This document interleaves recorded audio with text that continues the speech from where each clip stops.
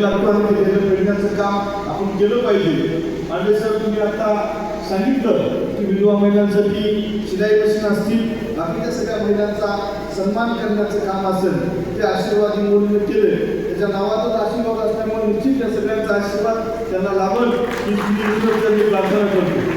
आज आपण बघितलं असेल की 4 वर्षापूर्वी जेव्हा कोंडा नदीला पाण्यानं वेढलं होतं त्यावेळेस नामदार अजित पवार साहेब महाराष्ट्राचे विरोधी पक्षनेते होते आणि त्यांनी या गावामध्ये तिथं भेट दिली होती आणि त्यावेळेस भेट दिल्यानंतर या गावात आल्यानंतर इथली परिस्थिती पाहिली होती. इथं कष्ट करणारे शेतकरी, इथं काम करणारा तरुण वर्ग, इथं हे गाव एक विकसनशील गाव आहे आणि या गावामध्ये काम करत असताना त्यांनी पाहिलं की जवळपास त्यावेळेसचं नुकसान हे 100 कोटी रुपयाच्या वरील होतं. काही व्यापारी होते, व्यापाऱ्यांचं मोठ्या प्रमाणात नुकसान झालं, शेतकऱ्यांचं मोठ्या प्रमाणात नुकसान झालं, इथं काम करणाऱ्या तरुणांचं मोठ्या प्रमाणात नुकसान झालं.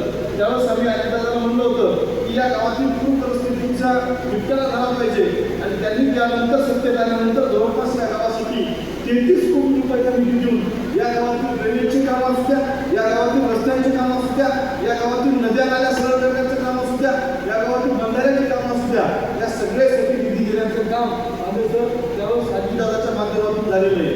आणि आज 2-3 वर्षामध्ये आपण बघितलं असं की त्यांचा वाढदिवस करायच्या टाईमला एक अत्यंत वाईट वेळ आपल्याला आली, आपल्याला त्यांची जयंती करावी लागत असते. त्यामुळे नियती ही कोणाला माफ करीत नाही. नियती ज्यावेळेस फिरते त्यावेळेस तुम्ही आम्ही सगळेजण त्या नियतीपुढे आपल्याला झुकावं लागतं आणि जे सत्य आहे ते स्वीकारून त्या माध्यमातून काम करावं लागतं.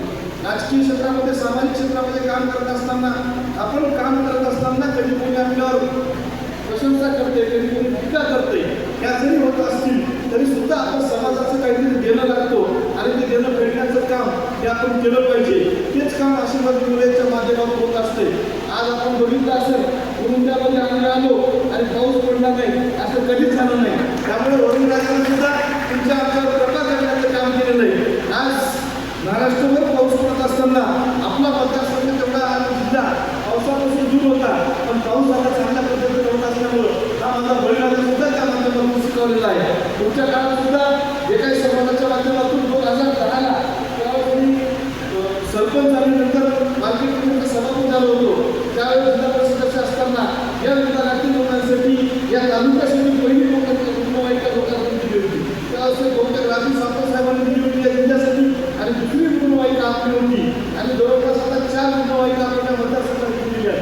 आशीर्वाद निवडून मी मनपूर्वक आभार व्यक्त करतो की या विभागातील एखाद्या शेतकऱ्याला कधी 7 वर्षांपासून काम करत असताना कधी वीज पडली, कधी एखाद्या महिलेचा डिलिव्हरीचा प्रश्न असते, त्यावेळेस सुद्धा अपघात झालेला असतो, त्यावेळेस आपल्याला एखाद्या इमर्जन्सीमध्ये या पेशंटला रुग्णालयापर्यंत पोहोचवण्याचं काम होत असते आणि आशीर्वाद निवडून ही जी रुग्णवाहिका दिलेली आहे त्यामुळे निश्चित यावेळेस या लोकांचे प्रश्न दूर होतील आणि या विभागातील लोकांची अडचण दूर करण्यासाठी त्याचा फार मोठा उपयोग त्या माध्यमातून होत असतो.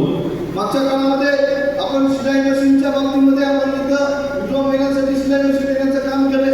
50-100-200 रुपये जर रोज त्या महिलेला पडला तर त्याचं कुटुंब त्या माध्यमातून कुठं उभं राहू शकतं. एखाद्या महिलेचा पती वारल्यानंतर त्या कुटुंबावर एक वेगळी परिस्थिती ओढावली जात असते आणि तिथे त्यांचं रोजची रोजीरोटी सुद्धा त्यावेळेस आवडत असते.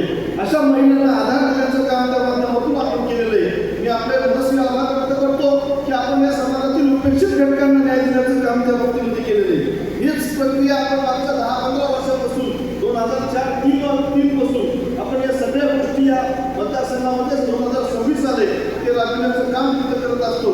राजकारणामध्ये, समाजकारणामध्ये कधी कोणाला पद भेटते, कोणी वेगवेगळ्या पदावर जाते, त्या पदाला न्याय देण्याचं काम सुद्धा आपल्या माध्यमातून तिथे केलं पाहिजे आणि हे काम या मतदारसंघासाठी सातत्यानं करण्याचं काम आपण तिथं करतोय. पांडे सर तुम्ही सांगितलं की वयाच्या माध्यमातून, राजनोकरीच्या माध्यमातून या मतदारसंघासाठी, या तालुक्यासाठी, या गावासाठी काय काय आपण करू शकतो. पण हा राजनोकरीनं सोयाबीन विकून, कापूस विकून हा निधी दिलेला नाही. हा निधी तुमच्या आमच्या सगळ्यांच्या टॅक्समधून जमा होतो. कारण मी मोठेपणा घेणारा माणूस नाही तर मोठेपणा देणारा माणूस आहे. राजकारणात, समाजकारणात असतो तरी सुद्धा कधी कोणाच्या विरोधात बोलणं, कधी कोणाला घालून काढून बोलणं किंवा त्याचं कुठेतरी नुकसान करणं याच्या पलीकडे जाऊन सन्मान देणारा माणूस आहे. विरोधातल्या माणसाला सन्मान देणं, सोबतच्या माणसाला सन्मान देण्याचं काम करत असतो. त्यामुळे हा निधी, हा नामदार मागच्या काळात अजित पवार साहेबांच्या माध्यमातून आला. हा जो सरकार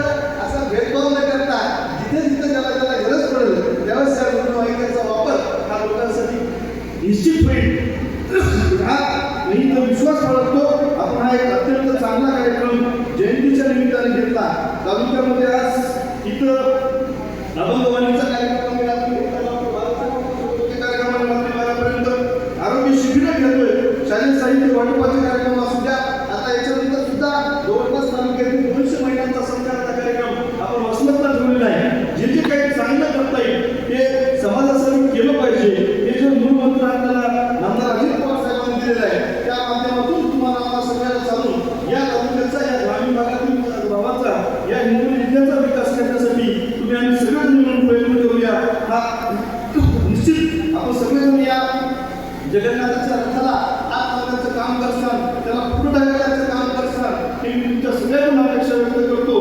आजचा कार्यक्रम तुम्ही सगळे राष्ट्रवादी काँग्रेस पक्षाचे कार्यकर्ते असतील, गावातील आमचे सगळे मित्रमंडळ असेल, यांच्या माध्यमातून हा उत्कृष्ट कार्यक्रम झाला. मी आशीर्वाद इंगोलेचे त्यांचे सगळे सहकारी असतील आणि आमची सगळीच मंडळी जी सातत्याने या सगळ्या कार्यक्रमामध्ये पुढाकार घेत असते, त्यामुळे सगळ्यांचा आभार मानतो. कारण या कोणत्या गावावर आम्ही विशेष प्रेम करतो. ज्यावेळेस या विभागामध्ये खूप परिस्थिती निर्माण झाली होती, त्यावेळेस एकेका घराला आपण किमान 4-4 वेळेस भेट दिली आहे आणि त्या माध्यमातून त्यांचे प्रश्न जाणून घेऊन पुढच्या काळामध्ये त्यांच्यासाठी काय उपाययोजना करता येईल हे सुद्धा त्या बाबतीमध्ये आम्ही तिथं ठरवण्याचं काम केलेलं आहे. आज या विभागातील एक वाढणारं गाव, या विभागा तालुक्यातलं एक पुढे जाणारं गाव, व्यापाराच्या बाबतीमध्ये असू द्या, संस्कृतीच्या बाबतीमध्ये असू द्या, लढत शाळेच्या माध्यमातून असू द्या, या शाळेची आणि या गावाची प्रगती करण्याचं काम हे तुम्ही आम्ही सगळे मिळून करूया हा विश्वास मी तुम्हाला देतो. आज आम्हाला या कार्यक्रमामध्ये सामावून घेतलं. आज या सगळ्या आशा वर्कर्सचा असेल, त्या बाकीच्या अंगणवाडी सेविका असतील, बाकी सगळ्यांचा आपण सत्कार केला. विधवा महिलांचा त्यांचा सत्कार करण्याचा कार्यक्रम केलेला आहे. रुग्ण वाहिनीचं लोकार्पण झालेलं आहे आणि आमच्या कार्यक्रमामध्ये आम्हालाही सगळ्याला सामावून घेतलं. त्याबद्दल आशीर्वाद इंगोले असतील, राष्ट्रवादी काँग्रेस पक्षाचे सगळे पदाधिकारी असतील आणि या सामान्य नागरिक असतील, या सगळ्यांचे मी पुन्हा एकदा आभार मानतो. थांबतो. जय हिंद, जय महाराष्ट्र.